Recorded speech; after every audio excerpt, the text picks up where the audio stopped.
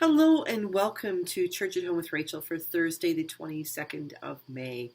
God bless you, and I hope you're having a great week. The weekend is coming. We had our long weekend last weekend in Canada. I believe this is your long weekend in the States, and I hope it's a good one. I hope it's a pleasant time to gather with family. But as we prepare for that weekend, we are still in the middle of our work week, and it's important that we pay attention to what we're doing. And for those of you who have been hanging out with me for the last couple of years, you'll know that I'm a big believer that our attitude comes quite apart from the way that we think, the way we act.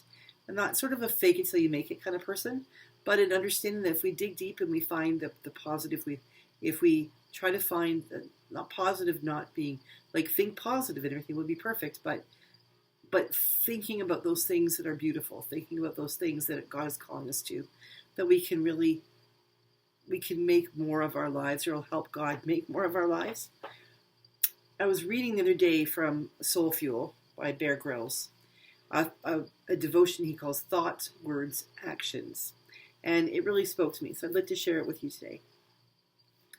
He says, living faithfully really comes down to the small steps, the everyday choices we make. And these three areas are key to that. First is the things we think about. We all get into cycles of thought, but let's make sure they're positive and encouraging. Make that a choice, not a reaction. Choose the positive for long enough, consistently enough, and eventually it becomes us. He quotes Proverbs chapter 4, verse 23. Above all else, guard your heart, for everything you do flows from it. Number 2 is the things we say. Speak with honesty, respect, and kindness. These are all such good traits to nurture, and less is always more. Remember, one mouth, two ears, use in proportion. From Psalm 17, verse 3. You'll find I'm just what I say I am. My words don't run loose. And number 3 is the places we go. Keep out of temptation. Be wise about the situations you place yourself in. Don't paddle too close to the waterfalls. In other words, beware of places and situations that play to your weaknesses. Keep your guard up always. Psalm 17, verse 5. My steps have held to your paths. My feet have not stumbled. All this advice comes from King David, a man who learned his lessons the hard way. He faced many battles and made a ton of mistakes, but he was blessed by God. At the end of the day, he was able to say this, I stood there saved, surprised to be loved.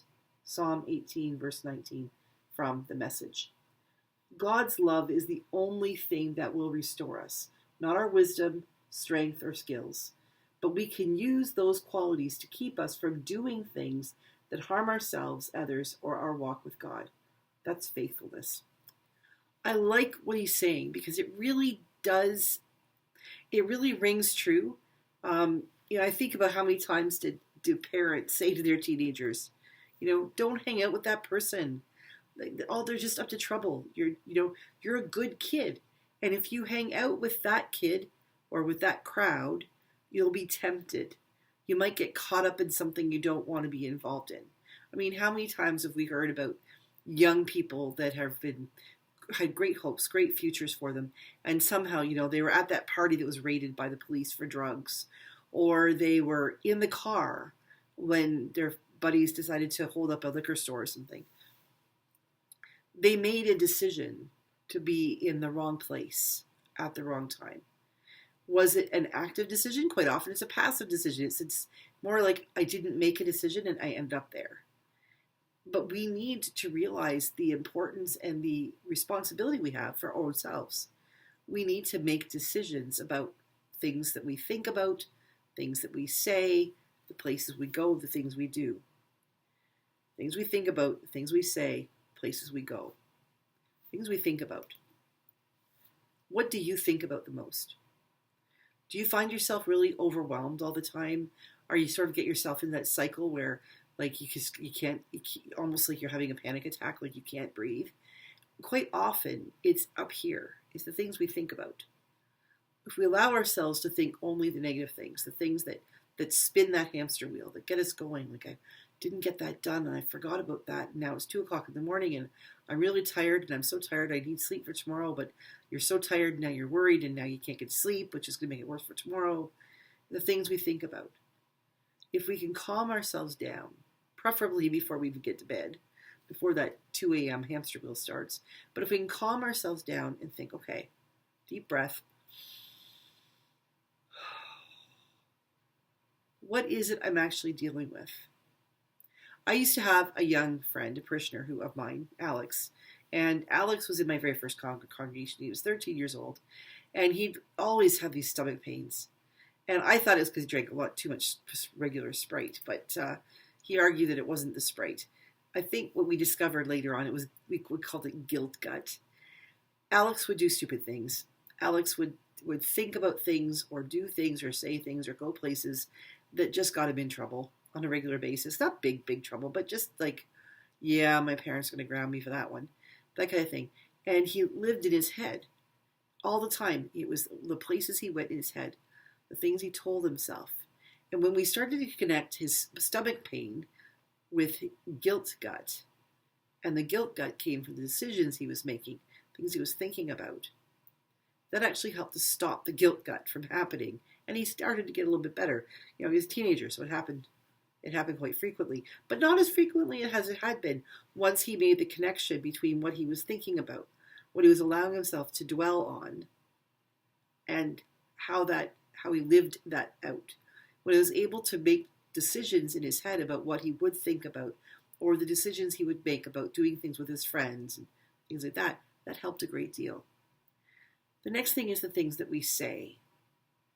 How many times have we just, if there's partners or parents or children or friends, we just don't think. We just say something out loud and think, oh dear God, that's not what I meant. It was a smart aleck remark. It came out. Even if it is what we meant, it's not what we should have said, and we know that. I know you know, especially if you're married, you know there are moments when what you say is truth. It's honest. But sometimes honesty is not the best policy.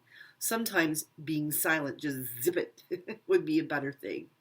I know there are times when I say things like, Rob, does this look good on me? And it's one of those trick questions, because if he says no, because it honestly doesn't look good on me, then I'm mad at him. And if he does say it looks good on me, and then I look in the mirror and think I look like a troll, then I'm mad at him again for letting me go out in public like that. So we need to learn not to ask the question like that. We need to learn what is it that we're trying to say, and then choose the words again. Think about what we say before we choose what we say. If we're speaking to someone and we're being honest, and we need to be honest, we can choose the words with which we share that honesty, so that even if it's a hard truth to share, or will be a hard truth for them to hear, we can do so in a way that's empathetic, compassionate, gentle, rather than just spitting it out there and leaving it to float around and hurt their heart and give them something they would choose not to think about. And of course, choosing where we go. Whether we go for a walk or a drive, whether we go on vacation or not, whether we go with someone in our heart down a deep place. I mean, have you ever been involved in one of those conversations that seem to be sort of just, neither here nor there, and then all of a sudden there's a little bit of gossip, and then before you know it, you're downright sniping at people? That's a choice to go someplace. It's a choice to go someplace here. It's a choice to go someplace here. And it's absolutely a choice to go someplace here, with your heart. Choosing where we go. And that can literally be keeping yourself out of temptation. For instance, if you are trying to lose weight and you don't want to be tempted, don't go to a donut shop. Stay away from them. If someone says, why don't we meet for coffee? Say absolutely. Why don't we pick up our coffee and go to sit on a park bench or go for a walk? Or let's go someplace and get our coffee. Or better yet, why don't you come to my house and I'll make you a cup of coffee and we can sit on the back deck and chat. Taking ourselves away from situations of temptation, situations where we might get in trouble. That's really important for everybody. But we need to be careful. We need to harness our thoughts. We need to harness our mouths. And we need to harness our feet so that we end up right where we need to be, right where we want to be. and not someplace where we just didn't really, we decided by not deciding. That makes sense? We have to be careful. Being a grown up is really it's tough, isn't it? But it's worth it every step of the way, because in the end, this means we make good decisions. And good decisions make for better people. And better people make for good life. So harness your thoughts, your words, and your actions, and see what happens. See how much better your life becomes. Have a great day, everybody. I will see you again tomorrow for Feel Good Friday on Church at Home with Rachael. God bless.